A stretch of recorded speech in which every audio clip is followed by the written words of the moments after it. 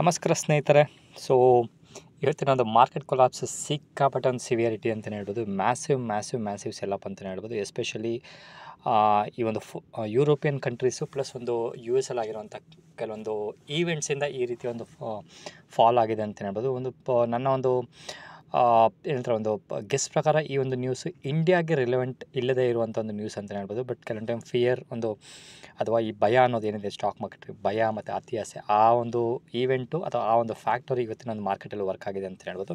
So ಇದೆಲ್ಲ ನಾವು ಯಾವುದೇ ರೀತಿ ಕಂಡೀಷನ್ ನೋಡೋದಿಲ್ಲ. ನಮ್ಮ ಒಂದು ರೂಲ್ಸ್ ಪ್ರಕಾರ ಏನಿದೆ ಅದನ್ನು ನಾವು ಎಕ್ಸಿಕ್ಯೂಟ್ ಮಾಡಿದ್ರೆ ಅದರ ಬೇಸಿಸ್ ಮೇಲೆ ಒಂದು 1050 ರುಪೀಸ್ ಒಂದು ಲಾಸ್ ಬಂದಿದೆ. ಆಲ್ಮೋಸ್ಟ್ ಇದೊಂದು 200-300 ರೂಪಾಯಿ ಪ್ರಾಫಿಟಲ್ಲೇ ಇತ್ತು. ಬಟ್ ಬೆಳಗಿನ ಒಂದು ಸೆಷನಲ್ಲಿ ಆಲ್ಮೋಸ್ಟ್ ಒಂದು 5 ಗಂಟೆ ಏನೊಂದು ಮಾರ್ಕೆಟ್ ಸ್ವಲ್ಪ ಒಂದು ಕೈಂಡ್ ಆಫ್ ಒಂದು ರಿವರ್ಸಲ್ ಕೊಡುವಂಥ ಚಾನ್ಸಸ್ ಹೆಚ್ಚಿಗಿದೆ ಅಂತ ಎಕ್ಸ್ಪೆಕ್ಟೇಷನ್ ಮಾಡಿದೆ. ಅದೇ ರಿವರ್ಸಲ್ ಆಗಿತ್ತು ಅಂತ ಹೇಳಿದ್ರೆ ಪ್ರಾಬಬಿಲಿಟಿ ಜಾಸ್ತಿ ಇತ್ತು, ಪ್ರಾಫಿಟ್ ಮಾಡುವಂಥ ಚಾನ್ಸಸ್ ಹೆಚ್ಚಿಗೆ ಇತ್ತು. ಬಟ್ ಸೊ ಕೆಲವೊಂದು ಟೈಮ್ ನಮ್ಮೊಂದು ರೂಲ್ಸ್ ಏನಿದೆ ಅದನ್ನ ಫಾಲೋ ಮಾಡಲೇಬೇಕಾಗುತ್ತೆ.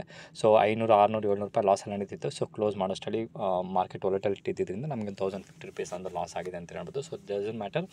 ನಮ್ಮ ಇವತ್ತಿನ ಮಾರ್ಜಿನ್ ಸಹ ತೋರಿಸ್ಬಿಡ್ತೀವಿ. 7,000 ರುಪೀಸ್ ಒಂದು ಮಾರ್ಜಿನ್ ಇದೆ, 31 ರೂಪಾಯಿ ಒಂದು ಟ್ಯಾಕ್ಸಸ್ ಇದೆ ಅಂತ ಹೇಳ್ಬೋದು. ಸೊ ಇಂಡಿಯಾ ವಿಕ್ಸ್ ಸ್ನೇಹಿತರೆ, ಸೊ ಆಲ್ಮೋಸ್ಟ್ ನೋಡ್ಬೋದು ಸುಮಾರು ದಿವಸ ಆದಮೇಲೆ ಈ ರೀತಿ ಒಂದು 50% ವಿಕ್ಸು ಒಂದು ಮ್ಯಾಸಿವ್ ಆಗಿ ಒಂದು ಇನ್ಕ್ರೀಸ್ ಆಗಿದೆ ಅಂತ ಹೇಳ್ಬೋದು.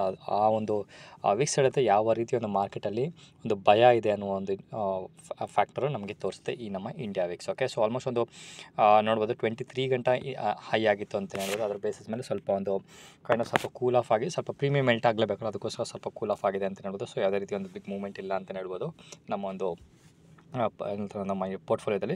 ಸೊ ಪೋರ್ಟ್ಫೋಲಿಯೋದಲ್ಲಿ ಸಹ ನನ್ನ ಒಂದು ಲಾಂಗ್ ಟರ್ಮ್ ಪೋರ್ಟ್ಫೋಲಿಯೋದಲ್ಲಿ ಆಲ್ಮೋಸ್ಟ್ ಪೋರ್ಟ್ಫೋಲಿಯೋದಲ್ಲೂ ಸಹ ಆಲ್ಮೋಸ್ಟ್ ಒಂದು 3-4% ಒಂದು ಮ್ಯಾಸಿವ್ ಒಂದು ಫಾಲ್ ಇದೆ ಅಂತ ಹೇಳ್ಬೋದು. ದೊಡ್ಡ ಅಮೌಂಟ್ ಲಾಸ್ ಅಂತಲೇ ಹೇಳ್ಬೋದು. ಸೊ ನೋಡೋಣ ಯಾವ ರೀತಿ ಮುಂದಿನ ದಿವಸಗಳಲ್ಲಿ ವರ್ಕ್ ಆಗುತ್ತೆ ಅಂತ. ಸೊ ಈ ರೀತಿ ಒಂದು ಮಾರ್ಕೆಟ್ ಕಂಡೀಷನಲ್ಲಿ ನಾವೇನು ಮಾಡೋಕ್ಕಾಗೋದಿಲ್ಲ ಸ್ನೇಹಿತರೆ. ಸೊ ನಮ್ಮ ಒಂದು ರೂಲ್ಸ್ನ ಫಾಲೋ ಮಾಡಬೇಕು, ರೆಗ್ಯುಲೇಷನ್ಸ್ ನಮ್ಮ ಒಂದು ಸ್ಟ್ರಾಟಜಿಲಿರುವಂಥ ರೂಲ್ಸ್ ರೆಗ್ಯುಲೇಷನ್ ಪಾಲಿಸೀಸ್ ಅಂತ ಏನು ಕರೀತಾರೆ ಅದನ್ನ ಫಾಲೋ ಮಾಡಬೇಕು ಅನ್ನೋದು ಬಿಟ್ಟರೆ, ಅದ್ರ ಜೊತೆಗೆ ಲಾಂಗ್ ಟರ್ಮ್ ಇನ್ವೆಸ್ಟ್ಮೆಂಟ್ಸ್ ಮಾಡಬೇಕಾಗಿತ್ತು ಅಂದರೆ ಸಹ ನೀವು ಸ್ಟಾಕ್ಸ್ಗಳನ್ನ ಬೈ ಮಾಡ್ತಾ ಹೋಗ್ಬೋದು. ಸೊ ನನಗೆ ಇವತ್ತು ಒಂದು ಸರ್ಪ್ರೈಸಿಂಗ್ ಅನ್ನಿಸ್ತಿದ್ದು ಏನಂತ ಹೇಳಿದ್ರೆ, ಆಲ್ಮೋಸ್ಟ್ ಎಲ್ಲ ಸ್ಟಾಕ್ಗಳು ಡೌನ್ ಇದ್ದರೂ ಸಹ ITC ಆಲ್ಮೋಸ್ಟ್ ಒಂದು ಬೆಳಗಿನ ಸೆಷನ್ ಸ್ಲೈಟ್ಲಿ ಒಂದು ಪಾಸಿಟಿವ್ ಇತ್ತು ಅಂತ ಅಂದ್ಕೊಂಡು ನೋಡ್ಬೋದು.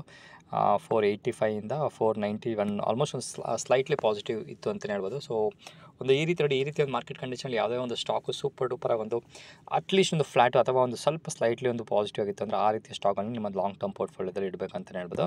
ಸೊ ಅದ್ರ ಜೊತೆಗೆ ದೇವಯಾನಿ ಇಂಟರ್ನ್ಯಾಷನಲ್ ಅನ್ನೋ ಒಂದು ಸ್ಟಾಕ್ ಸಹ ನೋಡೋದು ಆಲ್ಮೋಸ್ಟ್ ಒಂದು 2% ಅಪ್ ಆಗಿದೆ. ಸೊ ನೋಡ್ಬೋದು ಈ ರೀತಿ ಒಂದು ಮಾರ್ಕೆಟ್ ಕಂಡೀಷನಲ್ಲಿ ಯಾವ್ಯಾವ ರೀತಿ ನಮಗೊಂದು ಆಪರ್ಚುನಿಟಿ ಸಿಗುತ್ತೆ ಅಂತ ನಮಗೆ ಒಂದು ಈ ರೀತಿ ಒಂದು ಟ್ರಿಕ್ ಸಹ ಈ ಒಂದು ವೀಡಿಯೋದ ಮುಖಾಂತರ ಕೊಡ್ತಾ ಇದ್ದೀನಿ. ಸ್ಟಾಕ್ ಮಾರ್ಕೆಟಲ್ಲಿ ಬೀಳೋ ಟೈಮಲ್ಲಿ ಯಾವ ಸ್ಟಾಕು ಸ್ಟ್ರಾಂಗ್ ಆಗಿ ಅಥವಾ ಫ್ಲಾಟಾಗಿ ನಿಂತಿದೆ ಆ ಒಂದು ಸ್ಟಾಕು ಲಾಂಗ್ ಟರ್ಮಲ್ಲಿ ನಿಮಗೆ ಪ್ರಾಫಿಟ್ ಕೊಡುವಂಥ ಚಾನ್ಸಸ್ ಹೆಚ್ಚಿಗೆ ಇದೆ ಅಂತ ಹೇಳ್ಬೋದು. ಸೊ ಇದರ ಡೀಟೇಲ್ಸ್ ನಮ್ಮ ಆ್ಯಸ್ ಯೂಶುವಲ್ ನಮ್ಮ ಟ್ರ್ಯಾಕರೆಲ್ಲ ಬೇಟ್ ಮಾಡಿದ್ದೀವಿ, ಯಾವುದೇ ರೀತಿ ಟೆನ್ಷನ್ ಇಲ್ಲ. So beginning of the month. So ನೋಡೋಣ ಮುಂದಿನ ದಿವಸಗಳಲ್ಲಿ ಯಾವ ರೀತಿ ಹೆಂಗೆ ವರ್ಕ್ ಆಗುತ್ತೆ ಅಂತ ನೋಡಿಕೊಂಡು ನಮ್ಮೊಂದು ಡೀಟೇಲ್ಸ್ ನಮ್ಮ ಆಲ್ಗೋನೇ ಎಕ್ಸಿಕ್ಯೂಟ್ ಮಾಡೋಣ. ಸೊ ಅದ್ರ ಜೊತೆಗೆ ಆಲ್ಗೋದಲ್ಲಿ ಇಂಟ್ರೆಸ್ಟ್ ಇರೋರು ಇಲ್ಲಿ ಕೊಟ್ಟಿರೋಂಥ ವಾಟ್ಸಪ್ ನಮಗೆ ಮೆಸೇಜ್ ಮಾಡಿ ಕಂಪ್ಲೀಟ್ ಇನ್ಫಾರ್ಮೇಷನ್ ಸಿಗುತ್ತೆ. ಸೊ ಇಂಟ್ರೆಸ್ಟ್ ಇದ್ಮೇಲೆ ನೀವು ನನಗೆ ಕಾಲ್ ಮಾಡಿ ಕಂಪ್ಲೀಟ್ ಇನ್ಫಾರ್ಮೇಷನ್ನ ಮಾತಾಡಿದ ಮೇಲೆ ನೀವು ಡಿಸಿಷನ್ ಮಾಡೋದಕ್ಕೆ. ಸೊ ಪ್ರಾಬಬಲಿ ಇವತ್ತು FIS ಸಿಕ್ಕಾಪಟ್ಟೆ ಮ್ಯಾಸಿವ್ ಆಗಿ ಸೆಲ್ಲಿಂಗ್ ಮಾಡಿರ್ತಾರೆ.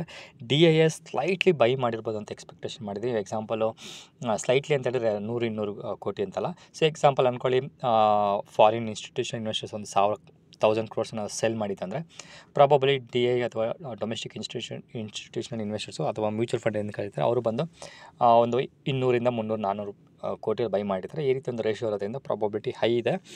FII ದೊಡ್ಡ ಸೆಲ್ಲಿಂಗ್ ಆಗಿರುತ್ತೆ, DI ಸ್ಲೈಟ್ಲಿ ಬೈಯಿಂಗ್ ಆಗಿರ್ಬೋದು ಅಥವಾ ಸ್ಲೈಟ್ಲಿ ಸೆಲ್ಲಿಂಗ್ ಆಗಿರ್ಬೋದು. ನಾಟ್ ಎ ಬಿಗ್ ನಂಬರ್ಸ್ ಅಂತ ಅನ್ನಿಸ್ತಿದೆ.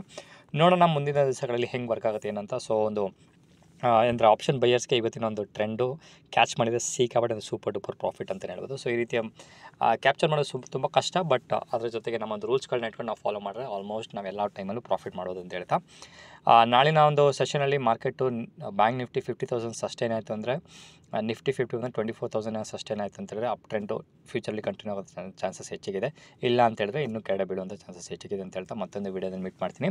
ಅಲ್ಲಿವರೆಗೂ ನಾನು ಸತೀಶ್, ನಮಸ್ಕಾರ.